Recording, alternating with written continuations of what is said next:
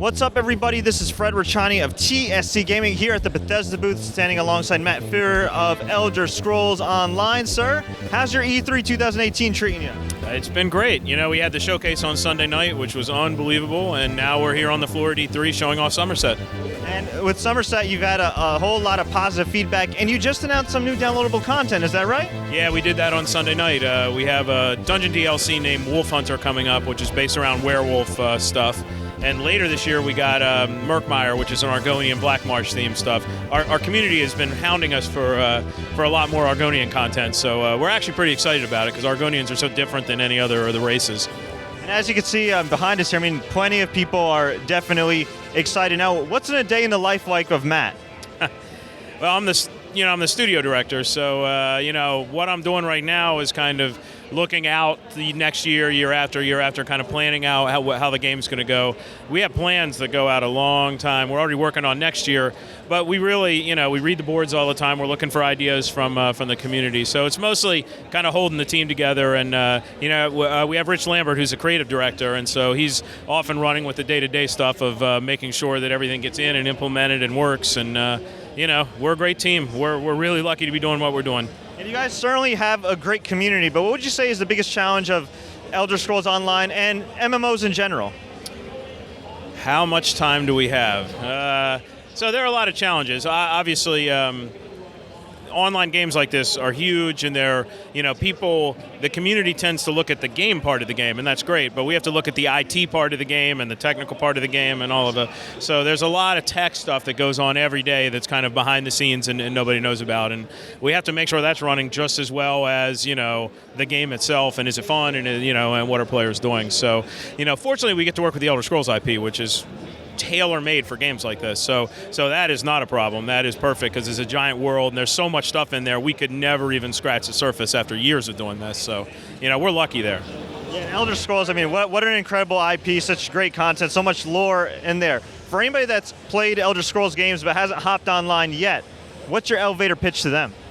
This is the perfect time. So the reason why we call Morrowind and now Somerset chapters and not expansions is because expansions has the MMO connotation of it's end-game content or you have to be level 80 or whatever it is.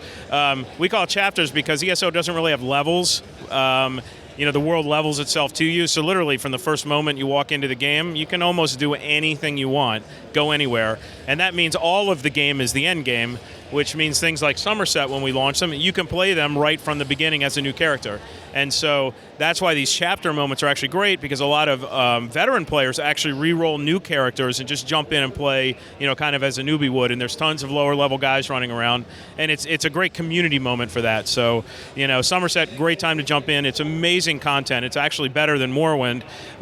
Great story, great setting. What's your favorite part about Elder Scrolls Online?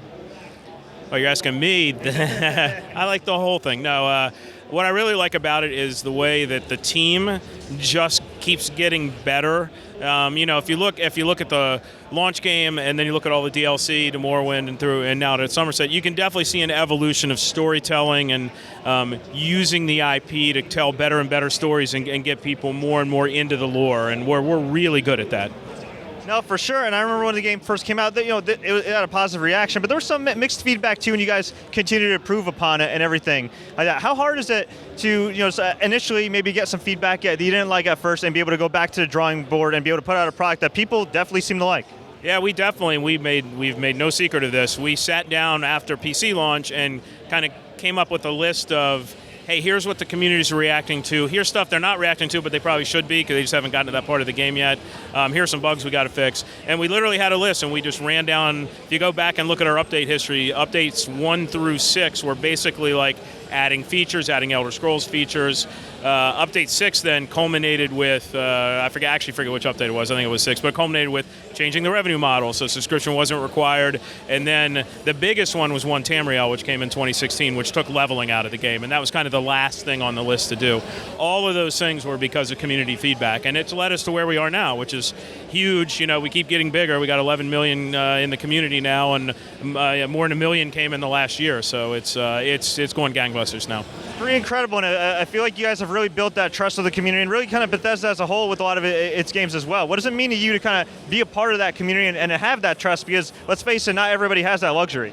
Well, the proof's in the pudding. If we hadn't done those things over the last couple of years, they wouldn't trust us. And so, I'm never going to say we'll be perfect. Games like this are large and complex, and issues are always going to come up. But we do our best to fix them and keep things in balance, and yet come out with new content every 12 weeks. So, it's what we do. It's kind of the thing we have going on now, and we're doing it well. And you mentioned the DLC before we let you go. Anything else coming up in the Elder Scrolls Online universe you could tell us? Not that I can tell you, but seriously, we're already working on next year, and we have a roadmap that takes us out years that we're really excited about. Great. Well, Matt, I really appreciate the time. It was a pleasure, sir. Enjoy your E3. Thanks a lot.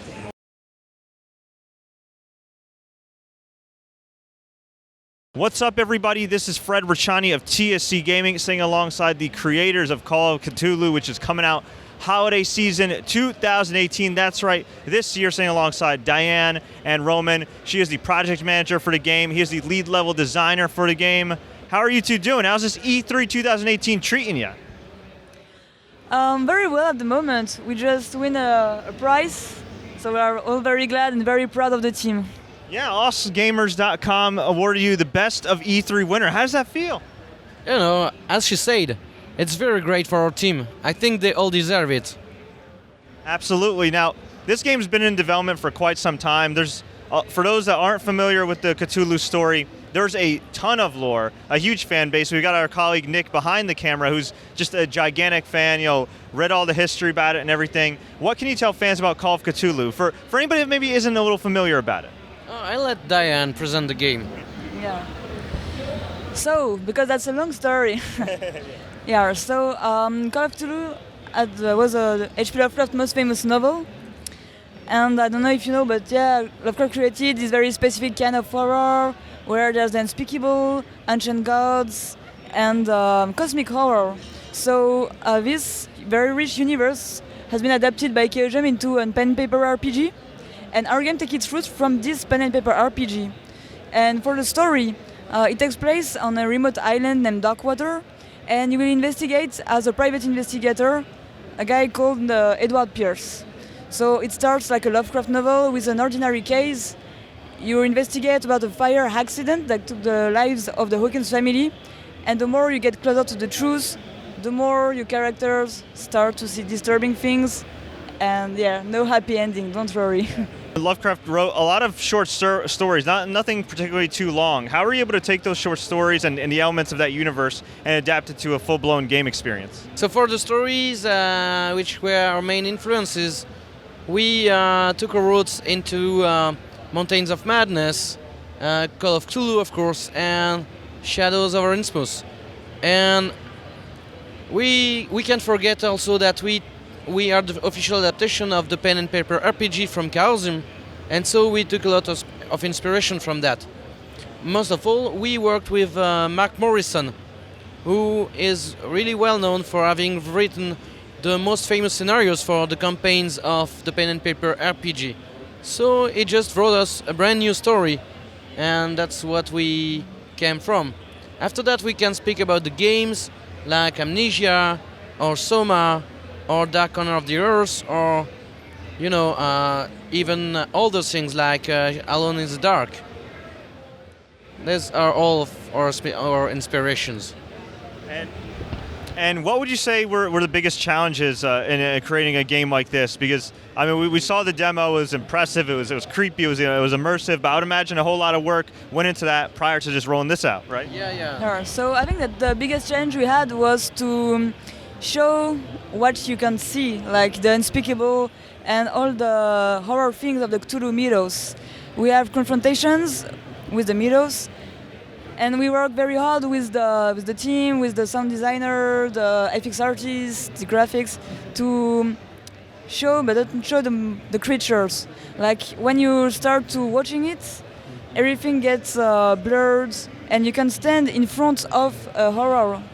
So I think this is one of our biggest challenge, and we succeeded. Yeah, that definitely is one of the challenge we had to overcome. And the second one I would tell would be the madness.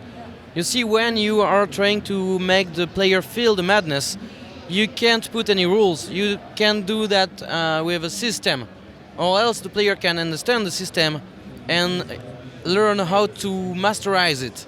So you have to put rules, explain them to him, and then break them so he feels helpless, you know? And that's really difficult to do. Would you say that this is your favorite piece of art that you guys have worked on yet? Yeah, I would say so. But because we put so much work into it. But I can't forget sticks. We made sticks too, and that's a really good piece of art too. So, both of them in my heart. Absolutely. Now, before we let you go, can you tell us what platforms this is going to be on, and if we could expect it in any other platforms down the road? So it will be PS4, Xbox One, PC, and we will have better graphics on PS4 Pro and Xbox One X. Any chance of a Switch version, or are you guys just kind of focusing on those consoles and the PC for now? I really don't think. It's not on the table, and I don't think there will be a Switch version. But it's up to our publisher for that. Of course. Now, can we get an official release date? I said holiday 2018. Do you have like a ballpark for us? Any kind of date range? Before Christmas. I guess that's the best clue I can give you. The perfect Christmas gift, huh? And where can fans find you guys online? Oh, you just search for Cyanide Studio. Great. Well, thank you so. Or you can find us also on the website of Focus Home Interactive. Great. Check them out. Call of Cthulhu coming out holiday 2018, as this gentleman said, right around Christmas. Thank you guys so much. Thank you very much.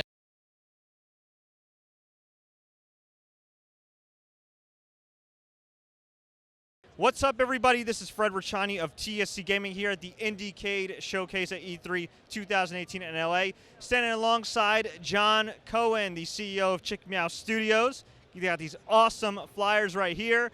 They are an indie game company, and they are specializing in a lot of forms of video game entertainment and beyond, which he's going to talk about right here. First of all, full disclosure, I want to send a special shout out. He's the reason we're here today, but fun fact, we haven't met until today. So he's going to tell us a little bit about his story. John, what brings you here to E3? Well, thanks, Fred, again, for having us come down here and honestly to have you come be a part of this. But really today we're just here to show a little bit what our studio is doing, what we're all about. We're a really big company that wants to work. I mean, we're not big, but we're big in heart, to work with what we want to do. And coming here with Indiecade is just cool to just collaborate and show what other studios that we can all do together as a unit, because we've all worked with corporate companies and we've been there, done that, right? So we always figure like, what can we do to give back to the companies without having to feel all corporate and stuff, And so coming here with Indiecade, it's really awesome because we can actually pour in and collaborate together. So together we can accomplish a lot more for our players, for our people, or for everyone that we're working with, So that's really what we wanted to come here today, was to show a little bit what we can do and how our service can help other clients or other people get to accomplish their dreams and goals, Now, you mentioned working for corporations and doing your thing. You've been in the game for quite some time. Can you give fans a little bit of background on what you did prior to starting Chick Meow? Right. So, I mean, I've come from working in, I guess the main thing I worked on was pharmacy, So I came from a corporate pharmacy company, right? And I always loved games growing up, but I never thought I'd be in the gaming industry at all, So I went back, we get to gaming school. I actually met a lot of our guys here that actually went to school together, and we started, what can make us different? What can we come with? So that's when we came with Chick Meow, And I know probably a lot of people were wondering, like, how did Chick Meow came about, right? So in a quick nutshell, what we did is we came with the idea because, like everyone's different, you work with, so we kind of call it like organized chaos, So we had the idea of one day, like, the cat's always chasing, the bird, right? The chicken, right? So I figured, like, what if one day they had to fuse together, So kind of like a yin and yang. So that's kind of how we came with Chick Meow. So it's kind of a fusion of that, and that's kind of like our team and everyone like that, So everyone's plugging in, doing it, but we're all this organized chaos, so to speak, to work with and stuff, Now, we are here at E3. You said the key word before, games. What games have you guys worked on and are currently working on you can tell fans about? Right. So some of them right now, I mean, obviously we're still working on, so non-disclosures everywhere, But one of our big one that we're really working with right now is called Teddy Bears. So it's a pretty awesome, like, turn-based, top-down type strategy game that we're doing, and it's very unique because one of our good friends that we work with has a unique art style. It's kind of like Tim Burton meets like what's that thing that we're having? It's just out there. It's pretty sick, but you guys have to see it. But like I said, we're still in development right now with it, so we have other under wraps, some things that we're working with. But we have that one. Candies Run's another project that we're working on in the background. So if they go on the website, you can kind of see some of the stuff we started. But again, there's bigger things that come with that, so we don't want to disclose like too much of that one yet. But Teddy Bears is definitely one that we're looking forward to have coming out, later on next year and stuff, if not early next year. So at Chick Meow, what's a day in the life of John Cohen? Because I'd imagine you're the CEO, but you're doing a hell of a lot more than that. I mean, it's a startup culture and everything. indie game industry is not easy at all. I'm sure it's very rewarding. Can you just describe your general duties?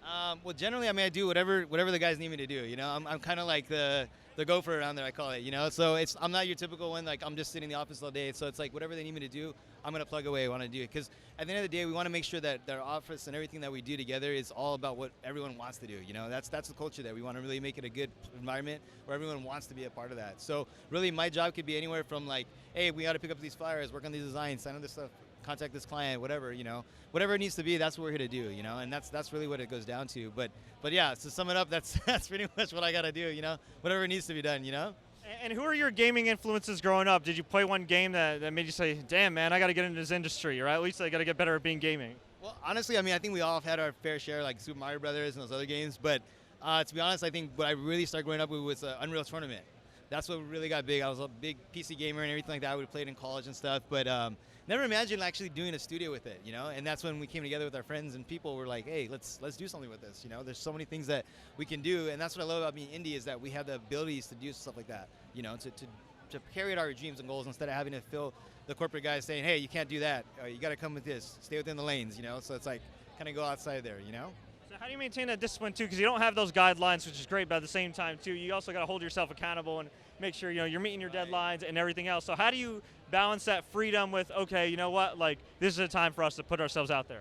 Well, to be honest with you, the way we have our company, I mean, we were really close knit with our team. So really what I do is I open up to the guys and say, hey guys, what should we prioritize here? You know, we have our finance guy, we have other stuff too, so they have everything in place that they keep us on lockdown, so to speak. But you know, within reason, you know what I mean? Because we kind of look at the end of the day, and we're trying to make money here as well, but at the same time, we want to make it where people actually, like, they support our product, they like our product. It's not just, we're just here to make money. I mean, everyone wants to make money, don't get me wrong. But at the end of the day, we want to have our people play the game because they enjoy the game. You see what I mean? We want to build a community. Right. So we want to make it enjoyable. So that's really what we do. So it's more of a communal thing. We look at what projects we come through. Like Nick has some great ideas for one of his games, actually. I'm going to put a plug in real quick. It's called War Wizards. It's a fun card game, you know, and we're going to take it digital as well. But we do stuff like that. So we really keep it open mind for our team and everyone to come in and we collaborate. And then we go from there. You know, just kind of like blue screen it and then figure out which one they want to stick on the wall, you know? Great. Well, we have a few team members right here. You want to introduce a little bit of them? Sure. Well, this is Alex. He's one of my main marketing director guys. He's one of the main guys that helped actually introduce me to you, right, to come in. So, you know, Alex is here. And then we have Nick. He's my game director. He's the main brains behind all the stuff and all the design work, making sure I'm in check. You know, he keeps me on priorities and everything like that, you know. And then Rashad, we have the youngin', right? Yeah. He's actually like our little paddling right here, Padawan. You know, he's our chick cadet. But he's our Super Smash Brothers competitor too. And actually, you guys did a Super Smash Brothers tournament. You did non-competitive. I didn't get it. Yeah. These guys did competitive. I decided to gracefully bow out due to conflict of interest. So, how'd you guys fare? I was actually pretty good. I was surprised. They switched the buttons on me. They had the jump buttons on the bottom. I mean, on the top instead of the bottom, so it's kind of weird for me. I don't know, maybe in Japan it's that way, but it was so weird, you know. So I was like, but it looked pretty awesome. I didn't play competitive, obviously, but I was just playing it, had some fun with it, you know. There's some cool ideas. But these guys were the ones that are really playing competitively here. You know? How far did you guys get? Second tier. We got to the second tier. Okay. And you didn't bother at all, man? You were just, come on. Yeah, I didn't get a chance. I was holding your gear. Yeah, that's right. Good. Fair point. Yeah, fair point. Good samurai in here. Well, before we let you guys go, where can fans find Check Me Out online, and when can they expect to see some new content from you guys? Okay, well, right now, I mean, honestly, if you guys want to be plugged in, we're working on getting our social media and everything updated. It's all there, but they can go on www.chickmeow.studios. Meow like the cat. You can see it here. Chick Meow Studios. Right. There we go. And you can plug in there. We'll have some more updates, but we're working with some other indie developers here actually too. So we're hoping if everything goes as smooth, we'll have something up and running probably like next fourth quarter, if not first quarter next year. Have something going for you guys. So that's what we want to do. Hopefully, the sooner the better. Obviously, it depends on you guys. The sooner we can get it done, it'll be much appreciated. But yeah, go on our website, check us, like us out on Facebook, Twitter, Instagram. So most of all the social media markets that we have there too. Great. And, we have something for you too. Really? Whoa, for me? Woo! Oh, hell yeah, man. This is awesome. This material is pretty legit. And I'm not just saying that because they're paying me. This looks good, man. Wow, thank you very much, guys. Well, hey, I'm having fun at E3. Glad to be here with you guys. Hopefully you fans watching at home will check them out. I'm definitely going to be rocking this because I am sweating right now. Check Me Out Studios. Guys, thank you so much for your time. Pleasure. And until next time, everybody, as always, enjoy the games. When we say full RPG, how would you define that? Well, for us, RPG in the past has been a lot about player progression. Now we're trying to give you more role-play options. And the way we're doing that is by bringing especially dialogues into the game. Dialogues where you can steer the course of the story. You've got multiple endings. You can choose to play as either Alexios or Cassandra. We've got tons of customization options as well in the game. So it's really this final step into the transformation of the franchise into an RPG. Awesome. I think we're going to upload some footage here in just a second, so we'll look for that. But yeah, I mean, what's the motivation of the lead character this time? The lead characters in the Assassin's Creed games have such an influence on the style of the storytelling, kind of what the journey itself is. So tell us a little bit about that. Since we're going to Greece, it has to be about a tragedy. It starts with a dark prophecy from the Delphi Oracle, actually, who they are trying to find to manipulate the Greek world. Then you are part, I don't want to spoil the story for anyone, but you are part of this prophecy and you get cast out of Sparta. So we meet with our characters 17 years later, and they receive a mysterious contract. And that contract will set them on the path to reunite with their family. And that's the character's personal journey, personal odyssey throughout Greece. But because of this new dialogue system that we have created, we've got many, many stories to tell. There's more than 30 hours of dialogues in the game. And we'll get the chance to see an example on screen. Oh, so we're playing as Cassandra. Yes, absolutely. And I love playing Cassandra. I love the energy the actress puts into the role. And one of the things that is interesting to me is that, I play with Alexios, I play with Cassandra, but I respond very differently to the voice acting from the characters, and it makes me role play in a very different way. So I don't play Cassandra the same way as I play Alexios, even though they have the same stories, the same abilities, and the same strength. How does, now my understanding is this is actually the most ancient civilization depicted in Assassin's Creed history. Yes. Some of those get pretty ancient. So this one though, how does this sort of antiquity of classic Greece, how does that sort of impact the story, the mechanics, how does that infuse itself into the experience? For us, it's the birth of Western civilization in a way. So you'll get the chance to meet incredible characters like Socrates, for example. You'll not only be able to discuss philosophy, but we've implemented systems in the game that allow us to monitor what the player is doing. And depending on what obviously Socrates would question you, so he was very strong on questions, and he questioned about the choices that you made, the actions that you have taken, and tried to make you as a player reflect on the choices that you have made. Have you made the right choices or the wrong choices? But we know that there is no right or wrong choices, so all those discussions with Socrates are for me a highlight of the game. That's fascinating, actually. Socrates is in the game because he is such a mysterious figure in actual history. So how much homework did you do to sort of capture who he really is? Because all we really know is reports from his students, including Plato and his student Aristotle. Absolutely. So those are our main sources, but we tried to make our own take on who Socrates was. So he was a very fun guy. We tried to made him as a very fun guy to be around, always joking, always not taking himself too seriously, but always trying to challenge you about who you are. And we feel that this is the essence of at least what was reported down to us over the years. Now, Origins is a huge open world. Is this on the same scale as that, or are we going even bigger with this one? Oh, we're going bigger. We're going bigger. About twice as big. So it is absolutely a huge game.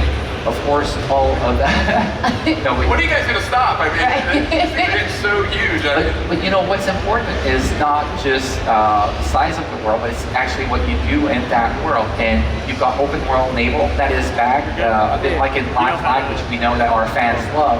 But now you can jump on your ship, and it's completely seamless this time around. There is absolutely no loading, whether you enter or exit a city, you can go on your boat. We've got boarding that is back as well. We can, one of the things that you can do is that you can cleave a ship in half. If you've got enough speed, you'll just ram into it and the ship will break in two. People will fall off, you'll see sharks come in and eat them. So, and the other cool thing that you can do in a boat that you absolutely have to try out is you can Sparta kick people off boats. So that is an iconic move, and then you can just see the shark come in for the final kill to help. Is Sparta sort of an influence in the game? It is. It is. Our hero is of Spartan origin, and he or she dresses like a Spartan, at least at the as you can see in this kind of iconic outfit that feels very Spartan. As a PlayStation fan, yeah, it looks a little bit familiar to me. I'm not sure why. I don't know why. I don't know. You'll see we've got a nice surprise for our PlayStation fans right at the end of this launch. Okay, can't wait. So tell me a little bit more about what this means here for the larger mythos. Assassin's Creed has this incredible mythos. This is the earliest one yet. What do we learn about sort of the order? You'll learn a lot more. This is set 400 years before the birth of the Brotherhood. So, and for me, the Assassin's Creed brand, I've been working on it for the last 10 years, is so much more than just being an assassin. It is about visiting a pivotal moment in history. Yeah. And there's so much lore we can tell about that. We've got a lot of first civilization artifacts in the game, and we'll be able to kind of explore this origin of the war between order and chaos. And that's going to be a central theme in the game. Now, will it connect to some of the other Assassin's Creed worlds or some of the other Assassin's Creed characters? Absolutely, and especially through the present day, because we're continuing the story of Layla Hassan, who was introduced in Origins. And we very much listen to our fans who wanted a playable character back into the franchise. And now, if they so choose, they're going to get more present-day content than they've had in the past. Again, thanks to this dialogue system that we've implemented, and it allows us to do much more storytelling than before. Okay, tell us about what we're seeing here. So what you're seeing is what we call a Conquest Battle. So it's a huge technological endeavor that we embarked on 3 years ago to be able to have those large-scale battles that feature 150 versus 150 people. So you get to be the hero of the battlefield. What you see now on screen is the player using some abilities that are powered through the Spear of Leonidas. So Leonidas of Sparta was your grandfather, passed down his spear onto you, and it's a first sip artifact that you get right from the start of the game.